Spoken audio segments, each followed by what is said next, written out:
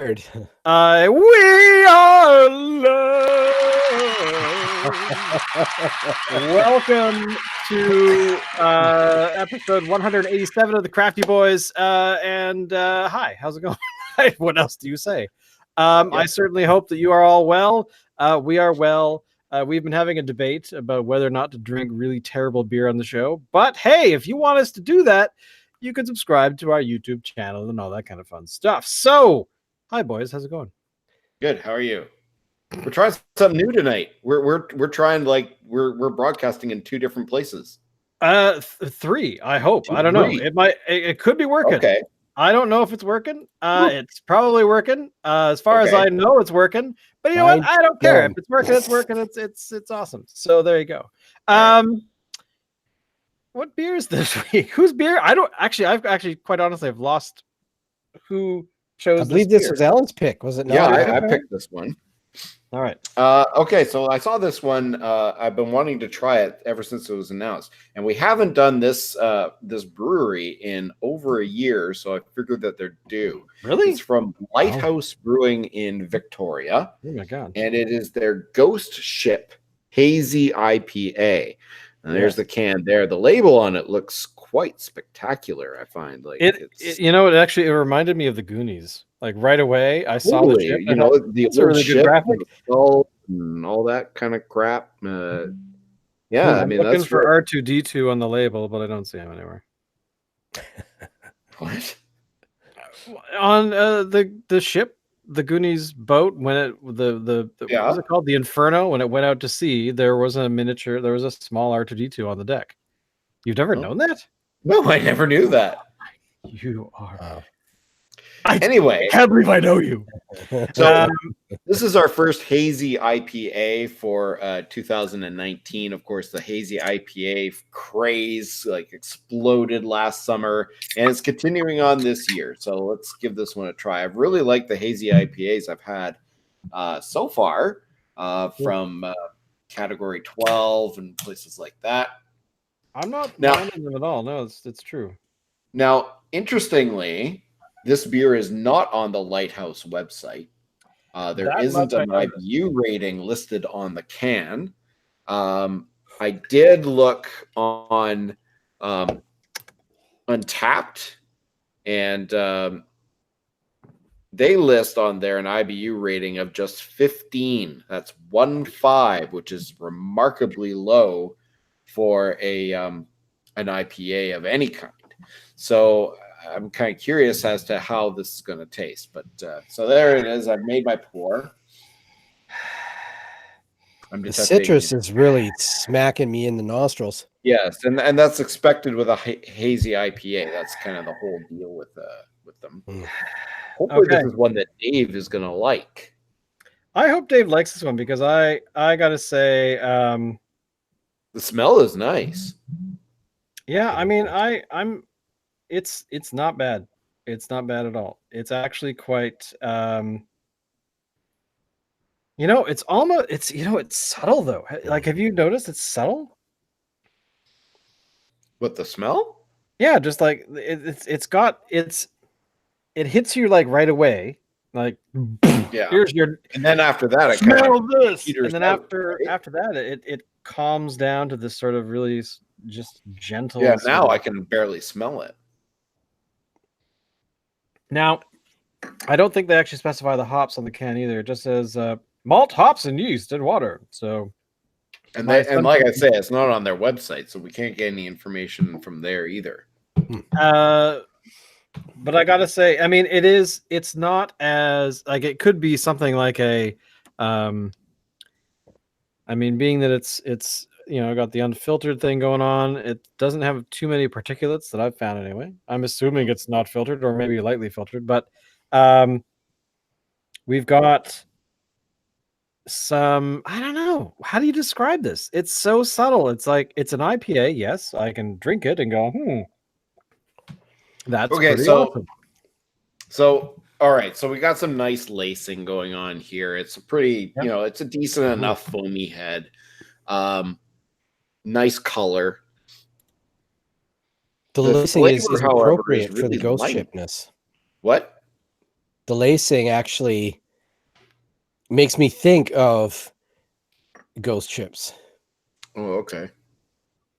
But I'm finding the flavor to be really light. Like it doesn't taste like an IPA at all. That's what I'm trying to say, is that it's subtle. Like it's all around subtle. Like the aromatic component it's really powerful at the beginning, and then it just kind of, I don't know, dies off in a way. And now we've got how do you describe this? Like a ghost chip. It's like a ghost chip. Okay. Like 2 beers who passed in the night. It's like fizzy fruit juice that's been like watered down. Yeah. Yes. Ooh. Yeah, I could go for that. Yeah, I could go with that. It's Jesus, now that you've said it, yes, totally. I was not thinking that at all. It's almost like a rattler. I'm waiting for Dave to be like, "Oh, I love you. Step off, man." Them's fighting words. The Rattler Wars of 2019. For me, I mean, I'm not getting a lot of love out of you, Alan. No, I'm not getting that. And the beer isn't either. There's so many hazy IPAs that you can get out there. I've tasted some really good ones, and this one isn't one. I appreciate Lighthouse. I like a lot of their product, but this one, for a hazy IPA, it's way too weak. It needs a lot more hops, a lot more character. It's very thin. It just needs to be a little bit more, well, not a little bit, a lot more robust. Shane? Yeah. I can agree. Okay. Dave? I actually don't mind this. I can't say I full on like it, but I don't mind it. And I think it's for exactly the reason you don't like it. Because, of course, you being the IPA guy, you want that. Yeah. But I'm okay with it being more mellow. And I honestly think that's part of the reason that they went with Ghost Ship. Because it's kind of the way it kind of hits you and then, disappears a little, and it's kind of subtle. And yeah. Okay. I can buy that. I am totally grasping at straws here. Like, I could be absolutely right. Who knows? I mean, it kind of makes me feel a little bit sad about what this beer could have been. It's a nice foundation for a hazy IPA. It just need to add more hops, to it. Right. A lot more hops. So basically, you're saying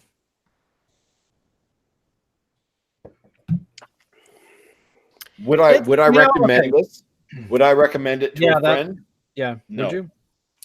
Yeah, I'm trying really hard. I mean, because we like Lighthouse, we like what they've done, but I don't. This particular one, it's a strong beer without strong flavor. Like it's. There's something missing, man. There's something missing. We haven't got a rounded. We haven't got the full rounded body of the beer. Yeah. If you were to take this beer and put it into a room, tie it to a chair, and put a spotlight on it, and then beat it to its life's. Apparently, I'm violent to beer now. And you smack it around, and you like threaten it, and you take one of those big, huge, ropes from tying boats to shore and stuff, and you just wrap it on its undercarriage. You'd be like, look, beer, give up your flavor. And it's like, no, I won't tell you. No, you can't have it. No. And you're like, no, you're gonna give up the flavor. Yeah. I feel like this beer was rushed in production. So instead of letting it ferment over the time that it needed, they cut it short and instead put all their time into developing this kick-ass label, because this label is really, really, really good. Yeah, it's amazing. It is. Like it rivals up there with Driftwood stuff. For me, the pinnacle is Phillips. Okay. For their labeling. I mean, what we're saying is that this is good. The marketing on this has been superb. Yeah. The product inside is less so, but yeah. Oh well. Quite honestly, I really, really, really want to love it, but I can't love this one. Because something else comes to mind where it's like, people came along and like, hey, Gary, come on, man, bring the bag. Yeah, the hop. No, that hop's there. Yeah, bring that one up. We got to stick it in right now. All right. Oh, geez, you okay, Gary? Never mind, Gary. Just leave the hops on the floor. And then just close. And then they forgot about it. Yeah, and I think that there's something wrong with it's I missing. feel that something was forgotten. Yeah. I don't know what else to say other than the beer. I mean, it looks great. It smells great at the beginning. You really want to love it, but ultimately something just gets lost in translation, and you don't get you just don't get the I don't know, the oomph that you really want. Like listen, I really want to like it. Something that's kind of maybe telling a bit is they're really pushing the advertising on this product on social media, which is one of the reasons why it grabbed my attention. But it's not being sold for growler fills at Lighthouse Brewing. It's not. No, it's not. And I mean, like I say, the product doesn't even appear on their website.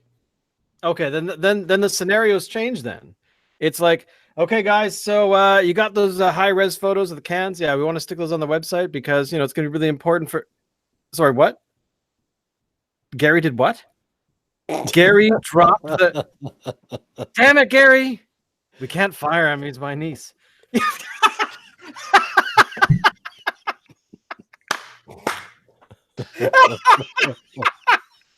I think I had a stroke partway through that sentence. Yeah.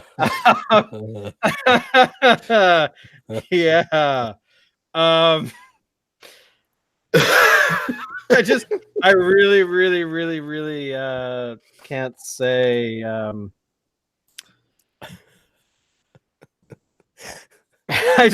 really want to love it, man. I really do, but it's not happening for me. I can't. I don't. I can just see Gary tweeting at you tomorrow. Gary hunts me down. He starts beating me with a hammer. Okay, so I guess we've got Dave is giving it a thumbs up, and Shane and I are giving it a thumbs down. Is that how it's going? Pretty much. Yeah. Okay. So Dave gives it a thumbs up. Shane and I give a thumbs down. So yeah, I just gotta. 1 out of 3 crafty boys think that this beer isn't very good. It's something that you need to consume because.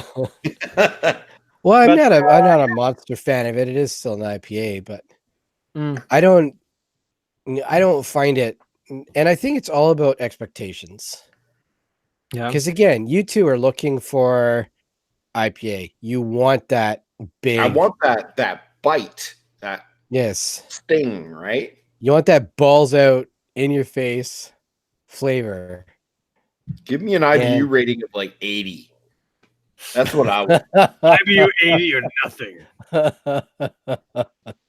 Like, I'm totally fine without that. Like, take me to the verge of death. That's what I want.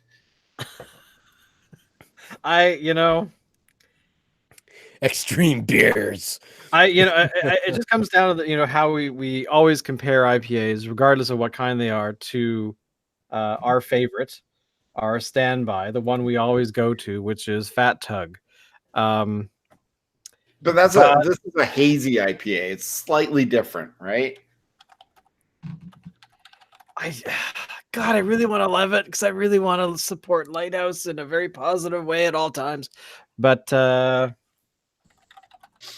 I just what can you do? Okay, let's move on, shall we? So you had two articles that you posted in the back channel chat thing, which pop up on the All screen. right. So apparently, the world of beer is going to your favorite ice cream place, or maybe it's your favorite place. I don't know. But anyway, Dairy Queen. Whatever the hell, who cares? Dairy Queen, apparently for a limited time, is going to be offering flights of their blizzards. So if you go in and you have problems deciding what blizzard you're going to try, you can order a flight of mini blizzards with 3 different flavors and try them all, or try 3. Anyway, it is an interesting idea. Say that's nothing, because what do they got? Like 10, 15 flavors? It comes in like a little tray thing, 3 little cups. That's hilarious. It is kind of hilarious, I think. Hey, we just you know what? That's clever. That's clever. I give them props because, hey, who doesn't want to be able to try out flavors without, spending the $1,000 it costs to get a medium blizzard these days? So yeah, it's good. You can try them out. Yeah, $1,000 for a medium blizzard. Yeah, well, it's in the neighborhood, Yeah, I actually maybe $9.50 or something, but I don't think I have that many blizzards enough to really. I mean, I can't. Well, I suppose if I were to get a flight, I would probably go for the Score. But I also like the Smarties one. And there's they also got these new ones that have like things like they drill a hole down the middle. Catered elves. And they fill it with like chocolate or peanut butter or whatever. What?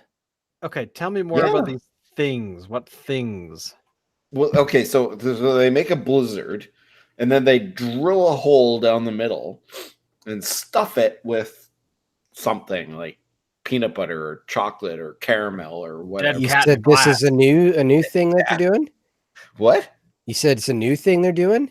Well, they've been doing it for a couple of years, I think. But I have never seen this anywhere. I've never had any I've never seen it. purveyor of. You guys aren't paying attention then.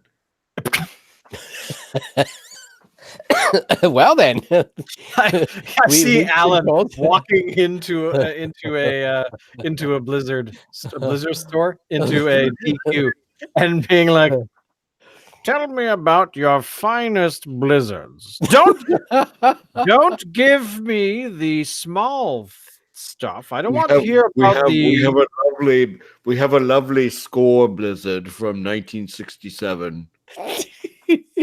The wax has yet to melt." I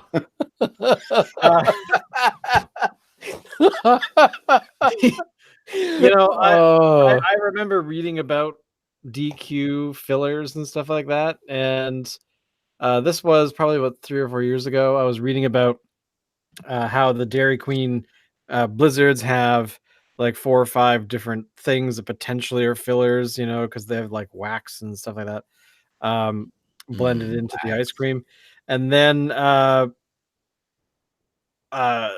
was then following that up with the only true ice milk, technically, is the McDonald's soft serve, where it has no fillers, but it's an ice milk thing rather than an ice cream thing. So which apparently makes a huge difference, but supposedly, from what I read, they are the more healthy treat than DQ. Wow.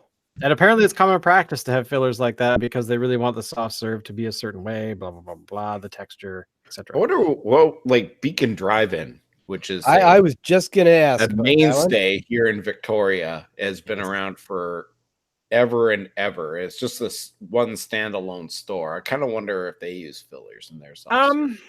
I don't want to ruin my dream, the actual reality of what. Let's say that they're pure organic, vegan, non-GMO, fully non-dairy.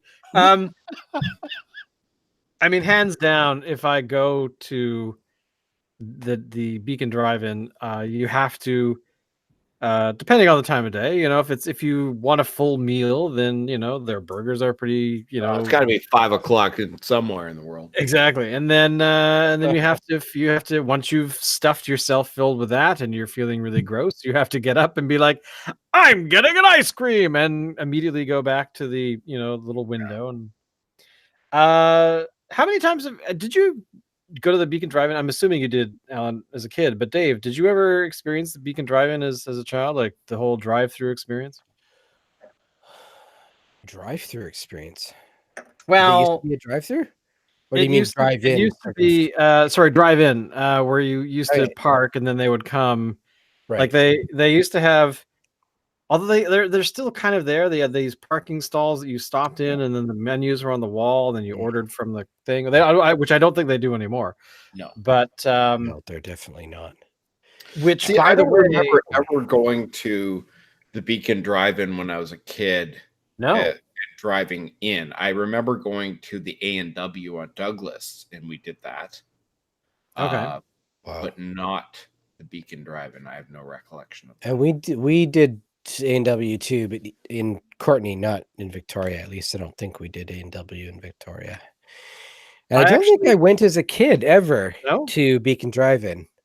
We went down. Island, yeah. The first time I ever went actually was with you, Shane, and I had never heard of it before, even though I lived in Victoria my entire life. Oh wow, that's pretty weird, actually.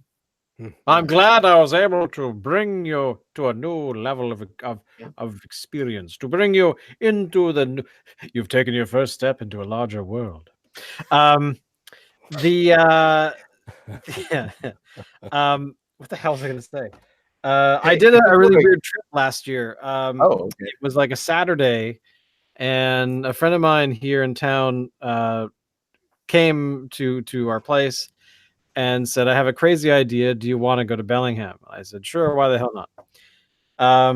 And they said, well, let me tell you why we're going to Bellingham. I want to go to the drive-in that her and her husband had been to several times before when they were living there. And she just had this desire. I have to go there. You have to experience this drive-in. And originally Allison was going to go, but then she had to do something, like she had to work or whatever. So I said, okay, I'll go. So off we went, and it takes like an hour to drive there. And it's called Boomers. I think it's Boomers, something like that. Mm-hmm. And yeah, you drive in, a person comes out. I was hoping on roller skates, but sadly no. And they take your order, and it's like, I would love to have heart attack number 5. Yes, thank you. And then I had to have the ice cream milkshake thing or whatever it was, which was like a chocolate volcano of death. And but yeah, I have to say that was the first time in a long time since the A&W on Douglas used to have the drive-in, or the drive-in thing, but which is long gone. God, I really want to go to a drive-in now. I don't. So this hankering. Paul's here in Victoria, way back in the day, you drive in. And it was a few years ago, they actually tried it for a couple of summers where they went back to being a drive-in just for the summer. You park your car and they'd actually have somebody come out, take your order and everything. They go in, they bring it out on a tray, and it would hook onto the end, the side of your car or whatever.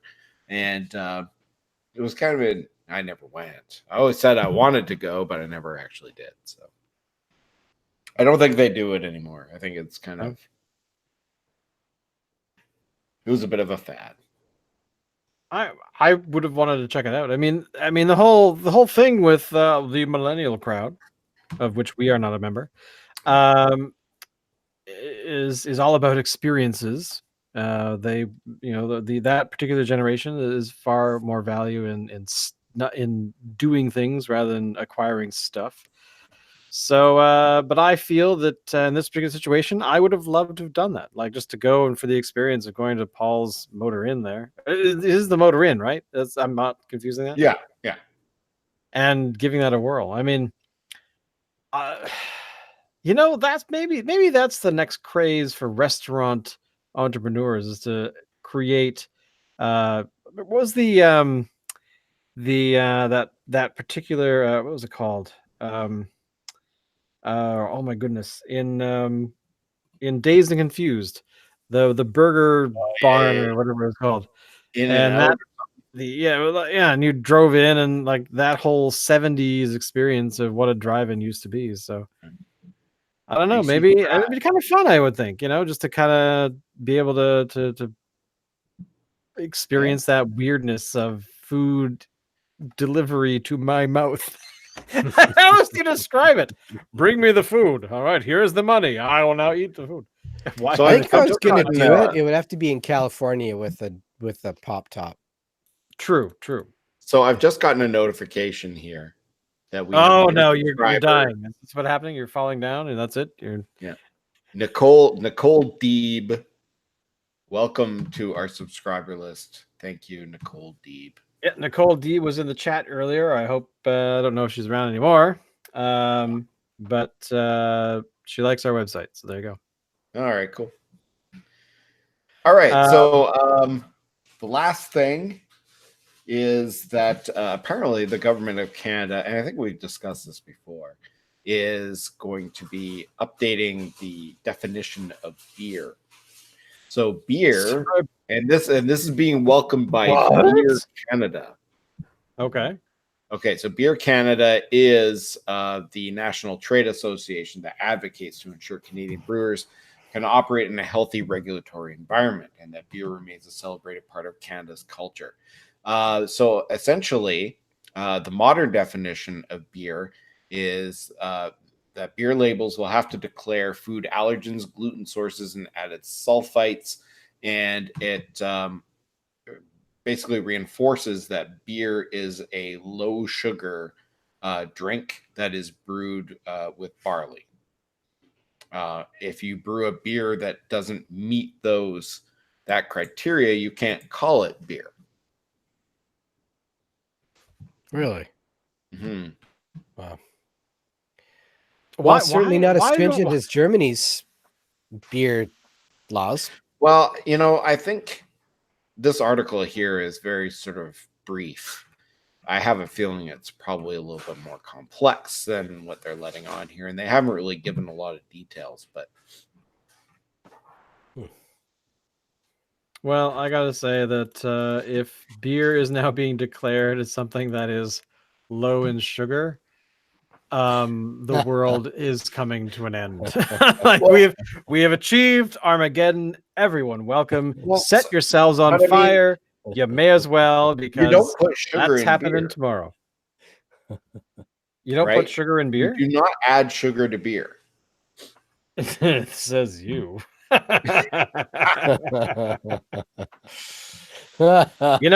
can take my brewing malt and I can put it into the thing and I can make a decent beer without anything added to it, and it will become a roughly 5%, 4.5% beer, and everything will be fine. But that's not good enough for me. In my home brewing world, I add sugar. What kind of sugar? Table sugar. Big, huge Rogers bags get dumped into my beer in order to place it higher so that I can hit that 6% magic mark. Now, but doesn't that affect the flavor? I put in because don't you get like a cidery kind of flavor to your beer then? No. You should. Well, that's because I let the little tiny my billions of friends are eating it all up and converting it into alcohol. I should say that from now on, it's now alcohol. But I was witnessed one time many years ago I was sitting in a brew pub and I was watching the brewmaster guy at the tanks. He was doing his thing. I was enthralled. And then I saw him dump like isopropyl alcohol into the thing. I'm like, oh my God, what the hell? I learned later on that apparently that some breweries do that in order to bring that alcohol level up. So that disturbed me. Yeah. So I was not pleased with learning that sad little fact, but at least but here's the thing, at the end of the day, it's all about sugar being converted into booze. So to say there's no sugar or whatnot in no, there are naturally occurring sugars in the barley and all this the stuff that you put in, but it gets converted into alcohol, right? But yes, what but I'm your saying body is then the turns it brewery back into should sugar, not be right? adding like cups of table sugar or corn sugar or whatever else to it. Otherwise, you end up with a very cidery kind of flavor to your beer. By the way, shout out to Ryan, who just liked our video. Oh. Way to go, Ryan. Thank you, Ryan. I think that's the most action we've had on a video, well, ever. Well, this is what happens when you experiment with streaming Okay, technology. so before we stop, I just want to say Yeah. that I was looking to see in our past videos to see how many views we have. We usually get about a dozen to 2 dozen views on most of our videos, but there was one in particular from like episode 45 or something like that, where we did Alberta Genuine Draft from Big Rock. We have like almost 200 views on it. You know, and to be honest, that's big for us. So congratulations to, I suspect, every staff member of Big Rock Brewery going, who are these idiots talking about our beer? Who the hell are these jackasses? Jeez.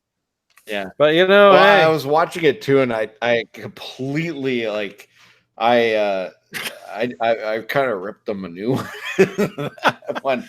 Well, but not just them, the people that drink it too. And so I should apologize.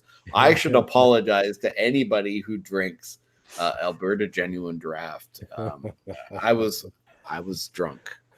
Hang on. I'm now banning. Hang on, Alan. I'm sending you your resignation letter from the show.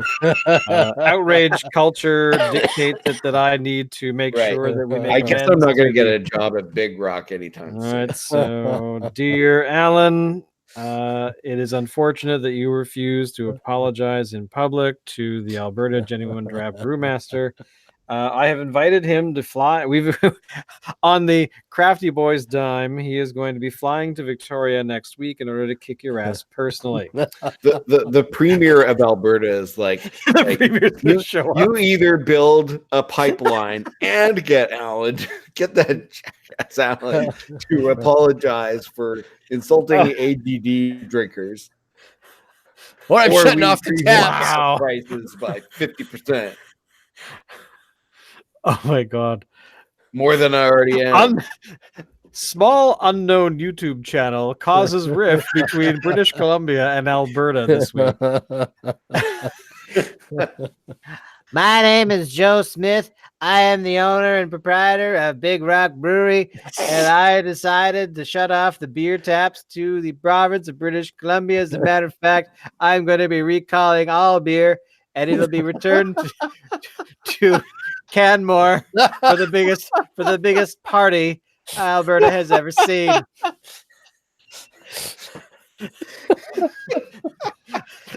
The Crafty Boys FU party. Yeah. Oh my god. Yeah, going straight to hell. Now that, quite honestly, that is a minor script that should be made by somebody at some sort of school who's wanting to make film. Just create, use our likeness, have a star in it, whatever you want, as a small, like Canadian Beer 2 or something. Or not beer, Canadian Bacon 2. Where we cause all kinds of political havoc because that's how awesome we are, because we're totally cool or something. I think it would probably be better as a strange bacon, perhaps. Strange bacon. Good reference, sir. I have to say, very few people would have caught that one. Anyway, I think that leaves us at our closing point because, we only stream for about half an hour because that's how awesome we are. Any final words, boys? Anything? No. Go ship Hazy IPA from Lighthouse. If you're looking for a Hazy IPA, maybe try something else. Wow. I guess really the upshot is if you're like this me, video is getting like 800 views. They'll all be from the Lighthouse offices. And suddenly Alan hears on the front door. Mr. Ford, I'm sorry to say that this nice big man here is going to beat you. So I hope. Well, I wonder if you could sell hurts. this as an entry into IPAs. Sorry? An entry point, like a gateway IPA. It's gateway IPA. If you're afraid of IPAs and the amount of hops that we use to make them, you could try Lighthouse Brewery's Hazy Ghost Ship Hazy IPA. I forgot the name already. As that will be your gateway beer into the world of IPAs. Welcome to the world of IPAs. For some reason, the Jurassic Park theme song plays in my head when I said that. All right, boys. Until next week, we will be back next Wednesday night. We are streaming every Wednesday where we have all kinds of fun stuff going on here, or we just drone on and you eventually fall asleep. And hey, we could be your Wednesday night sedative. But that's okay because we have Dave, and every week Dave is murdered by bears in some horrific way. Bringing the party, bringing the bear party. So make sure to follow us on all the social media stuff and click on bells and subscribe to this channel, all that kind of junk. And we'll see you next week with another beer that we've yet to pick. So as always, that.